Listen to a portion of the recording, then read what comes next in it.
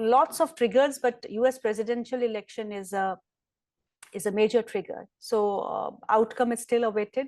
कुछ और घंटे क्या मानते हैं आप? क्योंकि डॉलर इंडेक्स फिर से स्ट्रांग हो रहा है, बॉन्ड यील्ड्स में फिर से मजबूती देखने को मिल रही है, टी बिल्स वहां पे भी उठापटक जारी है. So what is the status like right now?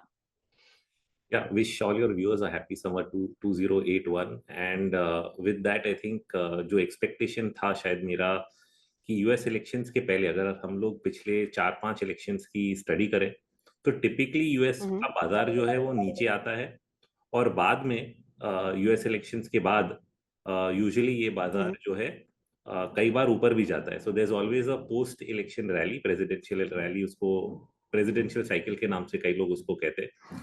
तो सोच विचार ये था कि सेम साइकिल क्या इस बार भी रिपीटेड हम लोग देखेंगे. थोड़ी देरी जरूर हुई यूएस बाजारों में.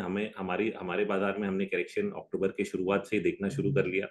यूएस में 18 तारीख के बाद करेक्शन आया, बट आया जरूर. तो अब ये जब करेक्शन आ चुका है तो मैं यही सोचूंगा कि इलेक्शन के रिजल्ट्स के आते आते पूरी तरह ये जो करेक्शन है ये डिस्काउंट हो जाएगा. कि जो भी रिजल्ट है, I don't think it matters कि कमला हैरिस, डोनाल्ड ट्रंप कौन आएगा. दोनों के पॉलिसीज जो है वो कहीं ना कहीं स्पेंडिंग की तरफ ही हैं. सिर्फ अलग अलग एरियाज हैं जो जिसपे वो लोग खर्चा करेंगे और उसका इम्पैक्ट जो है हम लोग इन चीजों पे देखेंगे. जो आपने बोला डॉलर इंडेक्स है, बॉन्ड यील्ड्स है, मार्केट ने कहीं ना कहीं इसको एंटिसिपेट करके पहले ही दे दिया है. मतलब बॉन्ड बाजार भी गिर गया, डॉलर इंडेक्स ऊपर आ गया एंटिसिपेशन में कि कहीं ना कहीं खर्चे बढ़ेंगे, इंटरेस्ट रेट्स कम कैसे हो सकते हैं. But I think what we should do is actual नतीजे आ जाएं सामने और एक्चुअल बाजार का रिएक्शन देखें. तो कहीं ना कहीं अगर मैं सिर्फ पहले इक्विटी की बात करूं वो तो ऐसा लग रहा है कि it is reaching the final panic और फाइनल ओवरसोल्ड जोन. निफ्टी कहीं ना कहीं 23,700 के आसपास मुझे लगता है बॉटम होने की संभावना है. और वहां से मैं नवंबर दिसंबर, क्योंकि सीजनली भी तेजी का महीना है, सितंबर अक्टूबर में टिपिकल करेक्शंस आते हैं और नवंबर दिसंबर में टिपिकली बाजार ऊपर जाता है. तो इसमें यहाँ से ज्यादा मंदी करने की जगह नहीं है.